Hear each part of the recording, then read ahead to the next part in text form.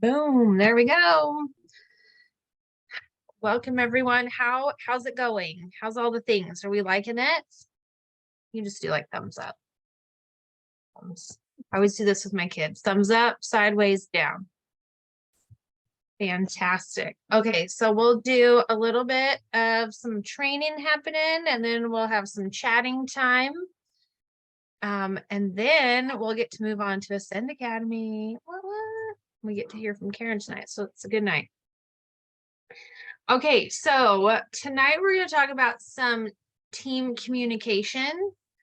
I know we've had two of you I know that are on because they're my leaders. We've kind of touched on this before, but I think it's a topic that's making its rounds. It's become really important to kind of reevaluate how we're communicating with our people, what we're doing, and I don't know, all the things with our teams. In an ever-changing world, it's really important to kind of reevaluate how we're communicating, not just with our customers, but with our team. So some things that I've noticed is really placing an intentional focus on connection.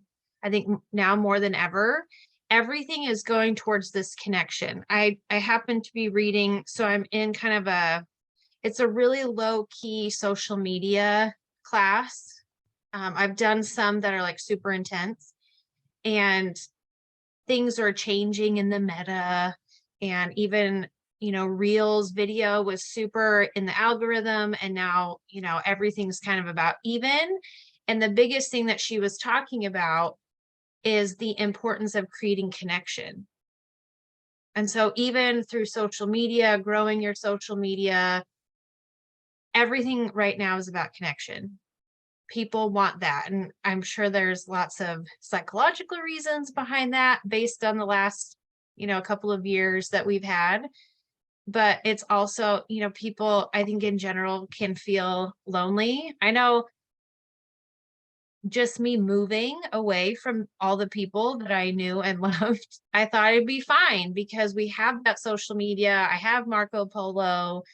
But that in-person connection was by far the hardest thing that we've had to go through in moving. So when you think about that with our own teams, and how a lot of our teams they're not our neighbor. They're not necessarily the people that we're seeing at work or at, if you have kids and you're taking them to school. So how are we connecting with them?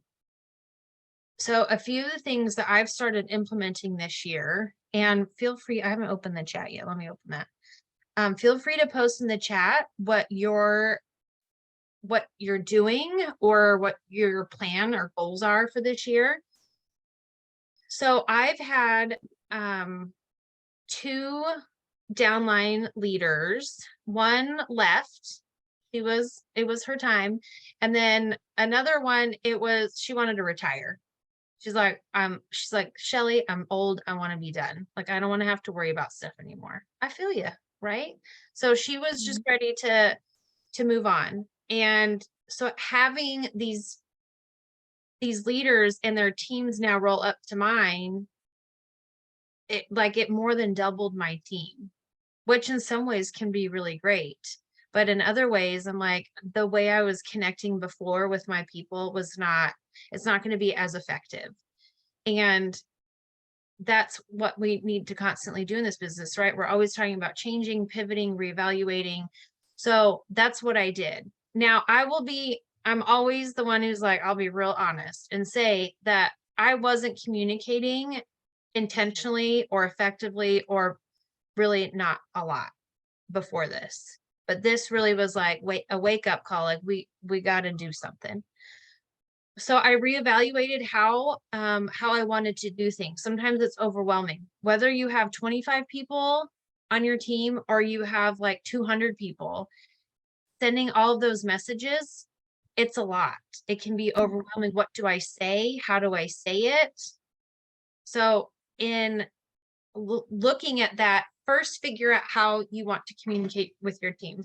I actually had a coaching call with someone earlier today, and it brought up something that I've heard. It's not the first time I've heard it, where it's, oh, I have to have a team page. I have to have a team page. And if you love, it's like a VIP page. Some people rock their VIP pages. Some people love their team pages. If that's not you, that's okay. It's okay to kind of change it and rework it. So within my group, all of my leaders have the option to being all within our group page. And some people are like, yes, I hate my team page. Like, I hated keeping up with it. You know, at one point I loved it and now I don't like it. And so I'm like, okay, totally fine. Let it go. Come over to ours. Let's all work together. And some people were like, no, I want to keep my team page. We really connect on there. You know, then we have a lot of interaction. Perfect. Then keep it. If you're loving it, do it. If you're not, reevaluate. Figure out, why are you doing it? Is it because someone a long time ago told you you had to have a team page to be a leader? Because that's not true. That's not necessarily what a leader is, right? So looking at that, some people love like a group Facebook message. I know several leaders who have a group Facebook message with all of their people in it, and it works great. Some people have it divided up by title. You can do whatever you want. If a group message works for you, go for it. Try it out. The biggest thing is communicating with your people and finding out what they want. So if they're wanting to stay in the know, they want that connection, they want that friendship, then go, yes, let's add all of these people to the group, a group message. If you're all about having a group message, then do it. But if you're like, I don't want my phone going off 2,500 times a day, then don't do a group message. Don't do it because you feel like you have to. And then texting or using something like Project Broadcast. And Kelly, yes, she has a group chat with the ones who want to be in there. And every day I share what to post in Zoom links. That's perfect, because the people who are in there want to be there. And that is exactly right. And Becky, I sent out a message to like everybody on my team, and I was like, hey, I'm just gonna set up this group chat, let you guys know what I've been learning, this and that. Like it all stemmed from like the Summer of Stars and like the Time to Grow in 2023 group. I wanted to share with them every day, like what I learned and everything. And like I have a bunch of them that are in there, and there's some that never even responded, so I didn't add them because I didn't want to like force them to join. So I kind of just did that, and then every day I'm talking to them. Like every morning I'll text them. So that's perfect. And that's great. It's working for you. You seem to love it, and you're connecting with your people. That's exactly what I'm talking about. I think Becky had said that they have a Facebook group that rocks. Perfect. And if it brings you happiness and it's not a constant either time suck, you don't feel like people aren't getting anything out of it, that's what it should be doing. Is it should be rocking, and it should not be dragging you mentally down. Jen, we have a messenger group chat for our team, and above us, we help our sponsor with her team page. Perfect. Because you're working together, and I love that.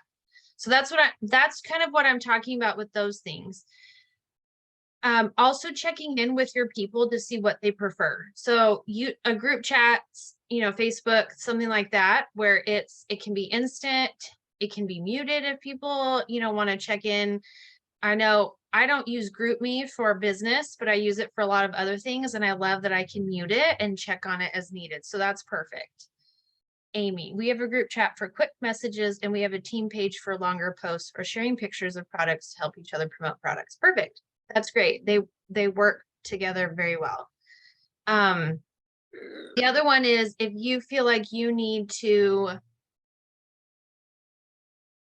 send out a quick message to people and you have more than a few, because sometimes at some point your group might be a little too big to have a large group chat, or you just want to send out a quick challenge, or whatever the case may be. Looking into something like Project Broadcast can be great. I know a lot of people still use boards. That's one thing I never wrap my brain around, but go for it. Okay, let me get rid of my Facebook. There we go.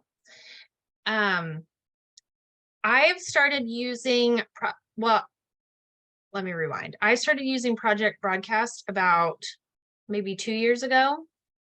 And since then I've learned a lot of what to do, what not to do, how I want to use it for me. And that's the biggest thing, is how I want to use it for me.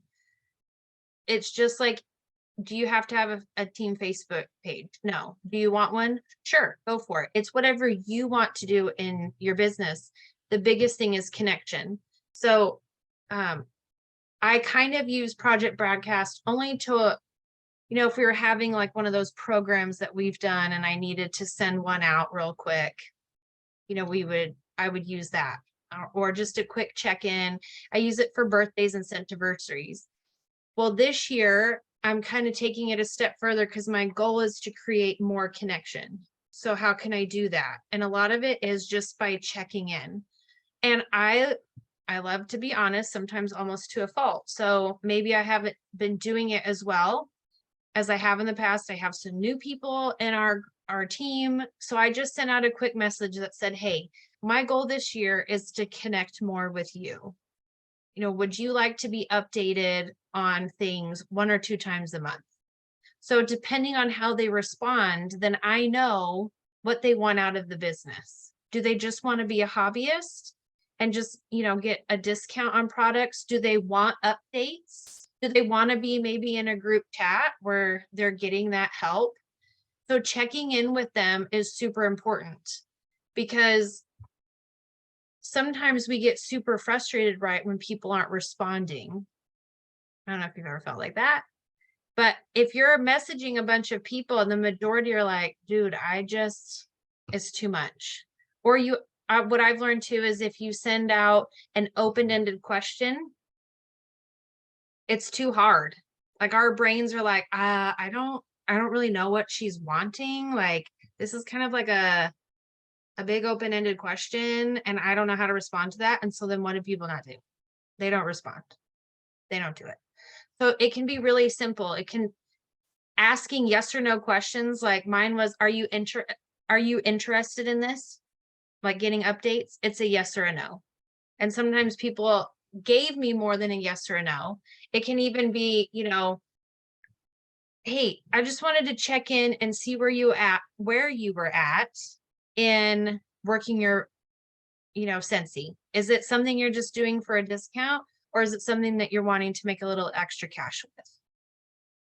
Instead of going, hey, why do you want to do Scentsy? A lot of people are like, I don't know. I just signed up, or you talked me into it, or my husband said, yeah, you should do that. Like a lot of people don't know. They're like, well, you were offering a free kit, so I went with it. Like we do that all the time for ourselves. Why did you buy that at Walmart? I don't know. It was on clearance, so I felt like I had to buy it. So we sometimes they don't know why, but giving them like 1 or 2 answers, or a yes or a no, it does allow you to get more responses, because it's like, oh, that's easy. I can do that. I can respond with a yes or a no question, or a pick one below, 1 or 2. 1 is join for a discount. 2 is I just, I wanted to make an extra $20. Whatever you put as those, it allows them a really simple respond back, because then you know who to be intentional with. And it doesn't mean that you just write off those hobbyists. So anytime someone responded to me, I would put them under a tag in my Project Broadcast. So now they're, team updates, they're in one tag, and then the other one is hobbyist. So it doesn't mean that I will never reach out to those hobbyists, but now I know that I don't need to send every single update. I don't need to invite them to do these programs, because they're not interested. but I will send them updates. Like when the new catalog launches, that's kind of a big deal. Hey, just wanted you to know there's a new catalog. You know, it's changed over. So maybe it'll help answer questions for people who, 6 months from now will be like, hey, why can't I buy Christmas Cottage? Well, because it discontinued back in March, but it's coming. Those types of questions. Or if there's a big change, like when we had a shipping change, when some of these people that rolled up said, oh, I'm no longer a consultant. I'm like, well, yeah, you are. I can see it. No, I canceled my website subscription. So some of these people had thought they had canceled their website subscription in August, which meant they're no longer consultants. So even just information like that, or I'll just wait for the 3 months to run out. Oh no, you're stuck with me for a year unless you tell Scentsy. So it's even just those little updates that hobbyists need to know about.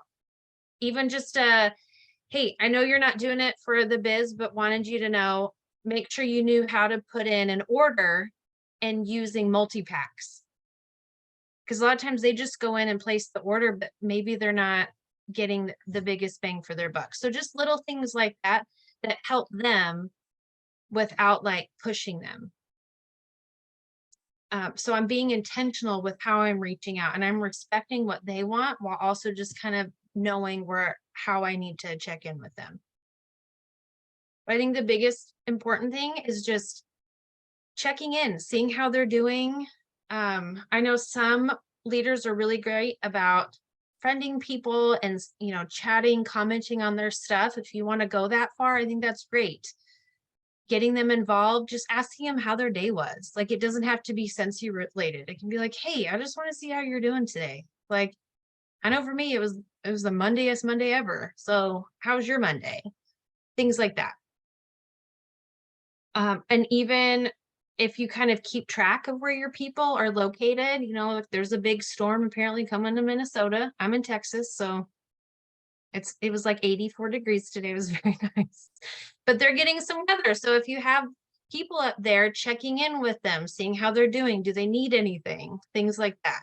It goes a long way than just, how's your numbers? Do you got any orders? What's going on? Like, you're killing me, Smalls. That makes people want to stay. That makes people want to go, I kind of like this Scentsy thing and I want to stay in it. Let me share it more. And Wisconsin, well, yeah, I mean, y'all are neighbors to that whole Minnesota. So good luck. Stay warm. All the things. That's why I live in Texas. I did live in North Dakota for a whole year. I did my 3 blizzards. I'm good. I'm good to go. Okay, then the other part of working with our team is adding more team members. So are we actively sponsoring? And I think it's important too to note that we need to be actively sponsoring, or actively asking is a big thing.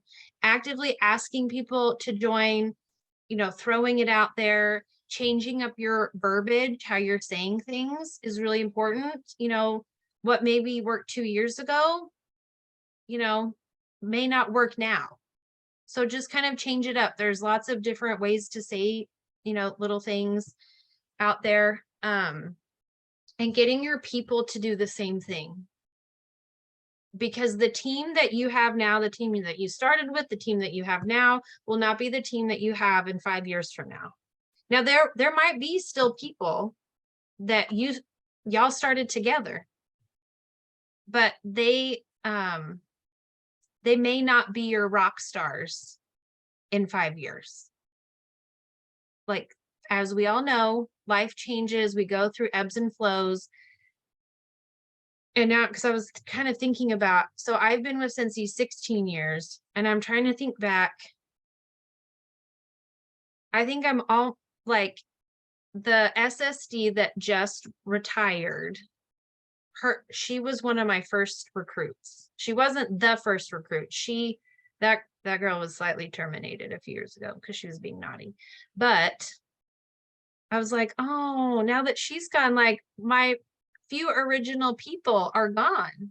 I still have a few left, but some of them are just kind of like, they're just hanging out, which is fine. We still need hobbyists. We still need all kinds of people on our teams, but you have to be actively adding more people And adding new people creates that new excitement again.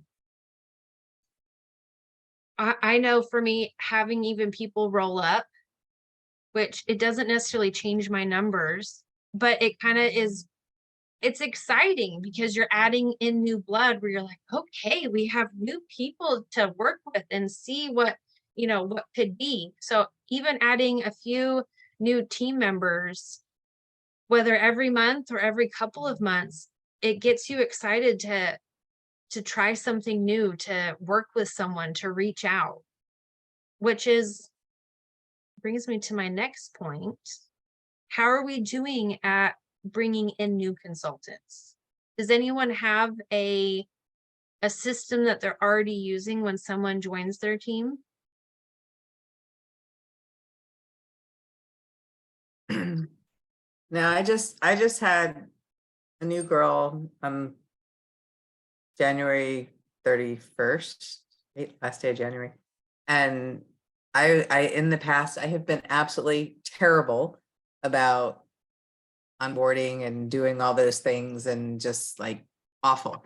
So I'm trying to do it different. And I don't really have a system, so to speak, but I had her come over and I had her, and I helped her, and she's local, so it was easy. And I'm really doing a lot more coaching with her, and helping her along, and she's very interested in, which helps because it helps to have someone who's actively interested and actively learning to coach.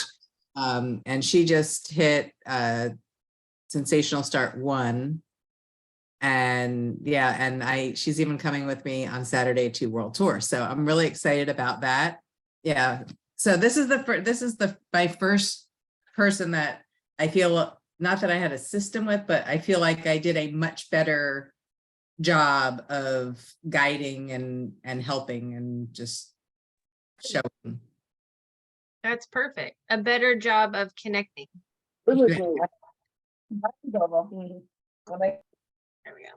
Yeah. And that's what it's about. And our systems don't have to be this overly complicated way of, onboarding new people. It just needs to create that connection.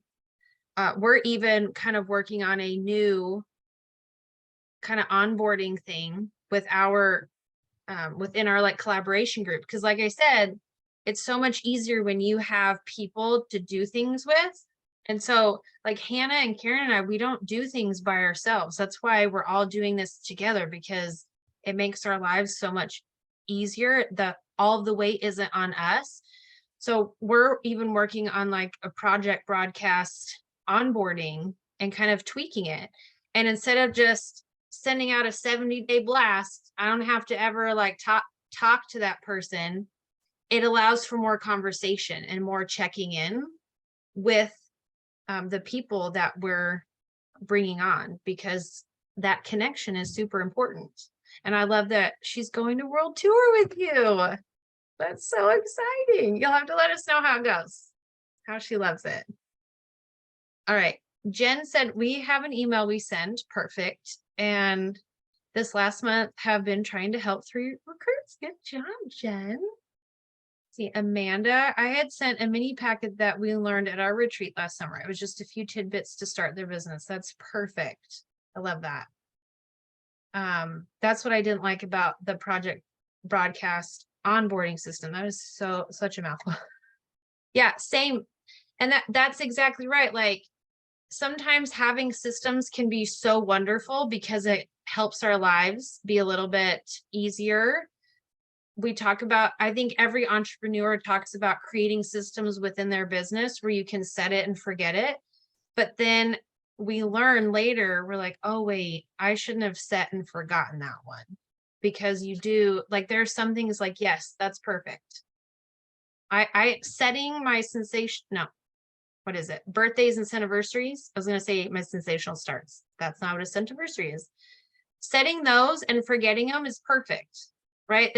Because now I do have a reminder at the beginning of every year to go in and change the picture and the verbiage. So it's not like the same thing year after year. And then adding or deleting people throughout each month. Birthday's not a big deal, but celebrating their centiversary after they have left as a consultant isn't that great. But those things, yeah.